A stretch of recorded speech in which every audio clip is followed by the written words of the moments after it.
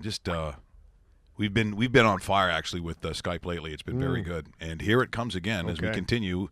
In fact, a Christmas miracle is what just happened here. Jets are in Boston tonight too, by the way. Good morning, Mike Richards and David Bastel. Merry Christmas, asshole! What is this old Steve Rapp calls you guys? The Kings of King Street. That's what it is. Hey, we just found out your middle name is Richard. That I didn't know. I know. We're classing this Christmas show up like you wouldn't believe, honestly. But, Phil, I'll tell you, this is the time of year, two things for me. In the NFL, it's those who need it and those who have given up or could care less. There's a couple of those games. Yeah, tap out. And the bowl game kind of works the same way.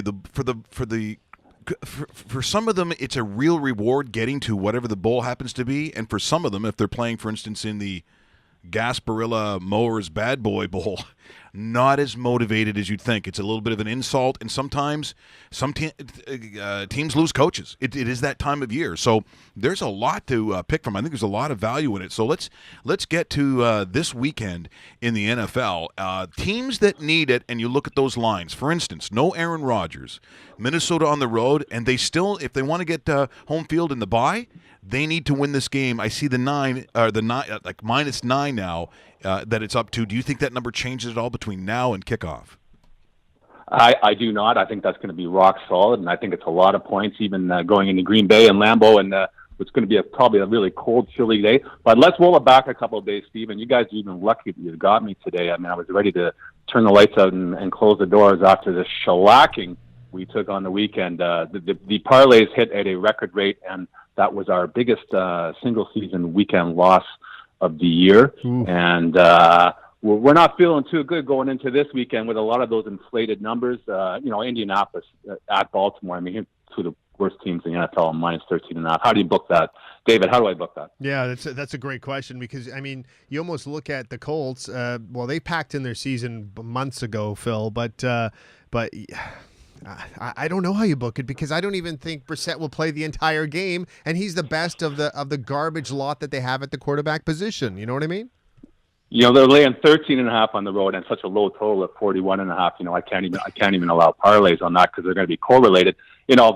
Baltimore's defense is still pretty good, but I mean, here's two teams that are averaging pretty much negative yards on the way. So it's one of those games. The weekend is kind of looking like that, and we'll see it in Week 17 as well. It's kind of flip the coin and hope for the best. Okay, well, let me ask you this, because a couple of weeks ago you brought up a really good segment that we have you on for. It's called Mike's Movers, and which numbers are going to move, and which now this is tough to anticipate considering that it is exactly the next 2 weeks. It's really tough, but out of those numbers that we see on the board here at sportsinteraction.com, what numbers and what games do you see moving, and what can you tease us with here on a Thursday morning where, get in now before it hits Sunday?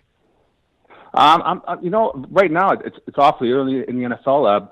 Certainly, I think we kind of missed the boat on Detroit and Cincinnati. That came out at 3.5, and it's now up to 5. Yep. Could that actually even get on to 6? The liability is kind of heading that way. But everything else right now, I haven't seen much sharp action. I mean, George Russick is going to disagree, but absolutely, they're coming in on Cleveland again. So, those 0-14 Browns, will that move? It could. There's some totals there. Miami, Kansas City's been bet down from 45 to 44, and I'm starting to see 43s on the board. You could get under there. Jacksonville, old Steve Rapp's Jacksonville Jaguars. He's got his house money on that for the Super Bowl. Look at that. It's been bet down from 5.5 to 4.5. Could it even go farther? There's some brick and mortar shops which are public books as well, South Point and Leroy's, which kind of mirror what we do. And look at that, they have 4s on the board, and I'm at 4.5 with balanced action. So there's some stuff out there. And New York Giants, look at that. That's been bet down as well with Arizona, 4.5 down to 3.5. Could that get onto a key number of 3? It actually could, because I'm seeing some of the sharp books that are juicing that 3.5. So which tells me that could get onto 3. Well, I see -10 Carolina. Now, they're another team, another elite team that needs to – this game is of significance. They need to win it. Tampa Bay also on a short week. Does -10, does it go under that number or over? Because I'm really curious. no, doesn't. No, that's gonna get over, Mike. That's going to be public action. We're starting to juice it now. You're seeing even at one of the juice books, you're even seeing 11.5 out there right now. So looking at that's going to be one of our sweat the white knuckles liabilities, and I could see that's going to get off 10, which is one of the secondary key numbers. I could see that. You know what? By game time, I could see that getting to 12 with us. Yeah. Are you surprised at all at this Seattle number in Dallas right now, considering what Dallas is going to be bringing as far as somebody in the backfield who's returning and he's fresh and he's ready to go in Ezekiel Elliott? You know what? I'm actually kind of shocked at that at 5, because I would have thought that would have sat on 3 and then maybe got to 3.5. But it's gone through the dead zone to 5 now, and could it even get to 6? Because there's certainly again, it's one of the afternoon games. It's Christmas Eve. Everybody's gonna be betting the Cowboys, so that again will be one of the games I'll be watching closely. I would expect the total on that maybe it opened at 47, starting to juice it now. I'm seeing 47.5. That could be one of the games where the total might even jump up to past the key number, which is one of the total. 47 is one of the key numbers that come in percentage of the time. I could see that getting to 49 by game time. Well, I mean, again, it's who needs it, who doesn't, who's given up. If I'm looking at Pittsburgh at -9.5, that's a big number. How motivated are Pittsburgh right now after losing that last game? Is that number too big? I think it is, and we're seeing a lot of balance action. And that's one of the games. I might see I might actually see some dog action coming in on Houston there. That's again, looking at some of the sharper books, look, it's dropped down to 9. It started at 10. That total might drop as well. It's 44. I'm seeing. It's rare that I see some, especially on a Monday night game like that. I see some under action, but I'm certainly seeing it on that game. Well, and how big is, for instance, college action on Sports Interaction? Is it something that does well for you guys? I mean, Canadians, I'm never sure where it gauges, and I think maybe, and this is what I always say, Phil, people want to look to, the big bowls. So if you're looking at like the Sugar Bowl, if you're looking at the Rose Bowl, which is always a big one, but there's a lot of value in some of these other games. Some of them I'm going to talk about, including the totals at this time of year, because there are some teams that are both so excited to get there that have no defenses. That I look at a couple of totals, including that Texas Tech South Florida at 66.5. That thing's going over. That thing might be over by the half. And I'm just curious: do Canadians are they engaged by the bowl games? We've seen in the last few years, we've certainly seen our turnover grow significantly, and we've also seen it in the men's college basketball, particularly as we head into March Madness. Yep. But traditionally for all the books.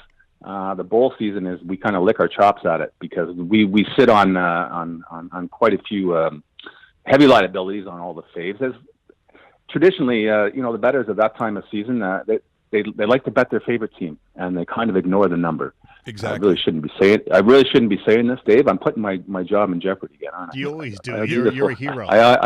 I do that. So yeah, all we need is a couple of upsets, and we traditionally hold very well during the bowl season, and turnover is significantly up. And look at Central Florida and Akron. That's in the Peach Bowl. That total moved 4 points. It opened at 63. It's at 67 now, which is that's significant in football. Basketball, maybe not so much, but that a 4-point move. Wow, that tells you that there's both sides coming on it. And we see that a lot in the bowl season as well. And we've seen it in the NFL this year for one of the first times that the public and the sharps jump on the same side. Well, the reason that you're a giving man, which is why you're saying this. You're a very giving. In fact, your sister Sasha often says, "I want to give. I want to give pleasure to others."